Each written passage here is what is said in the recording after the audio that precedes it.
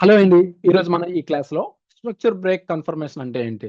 Structure break confirmation question number 2.7. ఈ structure break confirmation అనేది market trend మారబోతుందన్న సంకేతం. Structure break concept ఏంటంటే market trend. Market trend ఏదైతే ఉందో మార్కెట్ ట్రెండ్ మారుతుందన్నది కీలక సిగ్నల్స్ అనేది తెస్తుంది. అంటే కానీ అది నిజమైన మార్పా తాత్కాలిక పతనం అనేది కన్ఫర్మేషన్ ద్వారా మాత్రమే మనకి స్పష్టమవుతుంది. స్ట్రక్చర్ బ్రేక్ అనేది ట్రెండ్ మారిపోతుందని సిగ్నల్స్ ఇస్తుంది. బట్ కన్ఫర్మేషన్ ద్వారా కదా అది పతనమా, తాత్కాలిక పతనమా లేదంటే నిజమైన మార్పా అనేదైతే తెలుస్తుంది. సో కేవలం బ్రేక్ చూసి ట్రేడ్ చేయడం కాదు, దాన్ని ధృవీకరించడం అనేదైతే అత్యవసరం. సో పాయింట్ అనేది నోట్ చేసుకోండి. కేవలం బ్రేక్ చూసి ట్రేడ్ చేయడం కాదు, దాన్ని ధృవీకరించడం అనేదైతే అత్యవసరం. దీన్ని మనం ఏమంటాం? స్ట్రక్చర్ బ్రేక్ కన్ఫర్మేషన్ అంటాం. దీన్ని మనం ఏమంటాం? స్ట్రక్చర్ బ్రేక్ కన్ఫర్మేషన్ అంటాం. అసలు ఇంతకీ స్ట్రక్చర్ బ్రేక్ అంటే ఏమిటి? ఇంతకీ స్ట్రక్చర్ బ్రేక్ అంటే ఏంటనేది ఒకసారి చూద్దాం. And market structure break MSB. Market structure break అంటే ఎంఎస్ అంటాం. అప్ ట్రెండ్ లో ఉన్న హైయర్ లో బ్రేక్ అయ్యి లోవర్ లో ఏర్పడితే స్ట్రక్చర్ బ్రేక్ అంటే బుల్ టు బేర్. అంటే అప్ ట్రెండ్ లో ఉన్న మనకేంటి హైయర్ లో. సో ఎగ్జాంపుల్ మనం బ్రేకప్ స్ట్రక్చర్ ఇది డౌన్ ట్రెండ్ తీసుకున్నాం. మనకేంటి అప్ ట్రెండ్ లో ఉన్న అంటే సో అప్ ట్రెండ్ లో ఉన్న ఇది మనకి ఎగ్జాంపుల్ అప్ ట్రెండ్ లో ఉన్న హైయర్ లో. సో హైయర్ లో అంటే ఏంటి? ఇవి కదా ఇచ్చాలి మనకి. హైయర్ లో బ్రేక్ అయ్యి లోవర్ లో ఏర్పడితే హైర్ ఈ విధంగా బ్రేక్ అయ్యి హైర్ లో బ్రేక్ అయ్యి లోవర్ లో గానీ బ్రేక్ అయితే లోవర్ లో గానీ బ్రేక్ అయితే సో దాని అర్థం ఏంటంటే ఇది లోవర్ హై, సో ఇది లోవర్ లో లో గానీ బ్రేక్ అయితే దాని అర్థం ఏంటంటే సో బుల్ టు బేర్ అంటే మార్కెట్ అనేది అయితే నెగిటివ్ లోకి వెళ్తుంది అనుకుందాం. సో అదే విధంగా డౌన్ ట్రెండ్ లో ఉన్న lower high. So down trend లో మనకి ఇది డౌన్ ట్రెండ్ వెళ్తుంది.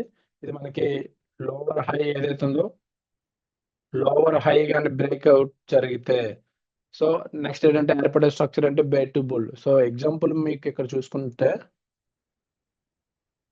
సో ఇక్కడ కానీ బ్రేక్అవుట్ కానీ జరిగితే దాని అర్థం ఏంటంటే so bull to bear to bull అనేది అయితే ఈ విధంగా వెళ్తుంది. సో మీరు చూడొచ్చు చిన్న చిన్న అంటే ట్రెండ్ లో చిన్న చిన్న విషయం ఇక్కడ చిన్న చిన్న పాయింట్స్ లో కూడా లోవర్ లో అనేది అయితే ఇక్కడ లోవర్ హై, ఇది మనకి లోవర్ హై కదా.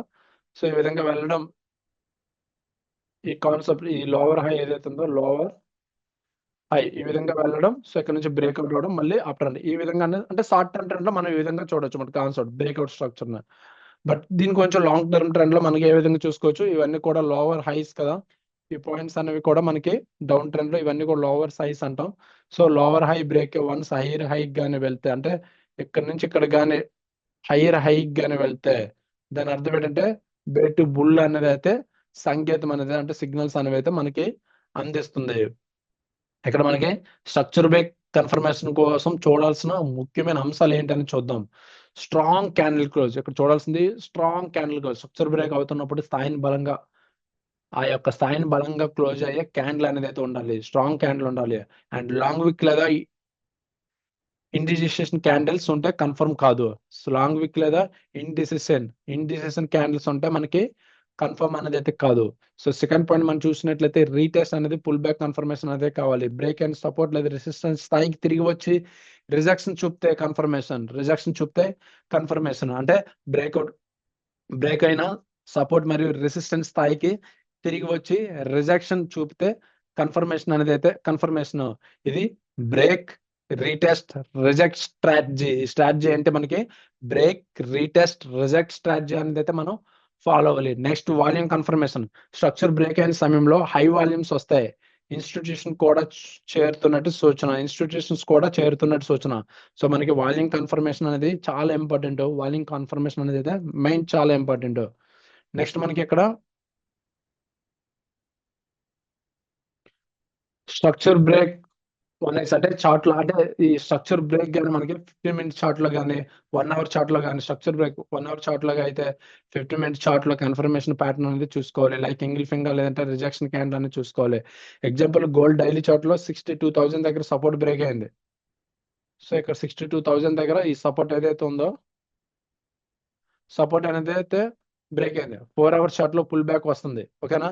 Rejection candle plus high volume rejection candles and high volume and structure break confirmation అనేది షార్ట్ ఎంట్రీ, ఇవన్నీ కూడా మనం చూసుకోవాలి. ఎప్పుడైతే ఇవన్నీ పర్ఫెక్ట్ గా చూసుకున్నామో అప్పుడే మనకి కన్ఫర్మేషన్ అనేది అయితే వస్తుంది. సో ఫైనల్ గా ఇందులో సారాంశం ఏంటంటే స్ట్రక్చర్ బ్రేక్ కన్ఫర్మేషన్ అనేది నిజమైన ట్రెండ్ రివర్స్ లా లేదంటే కంటిన్యూషన్ కోసం అత్యవసరం. స్ట్రక్చర్ బ్రేక్ కన్ఫర్మేషన్ అనేది అది ట్రెండ్ రివర్స్ లేదంటే కంటిన్యూషన్ కోసం అత్యవసరం. Strong candle retest volume lower time frame confirmation లభిస్తే ఆ ఎంట్రీకి నమ్మకం ఎక్కువ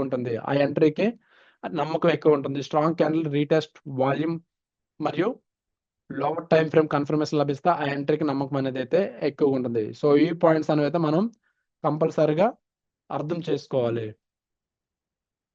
సో ఇది structure break confirmation. I hope మీకు అర్థమైంది అనుకుంటున్నాను. సో ఇన్ కేస్ మీకు ఏమైనా డౌట్స్ ఉంటే కామెంట్ అనేది అయితే చేయొచ్చు. Okay, thank you.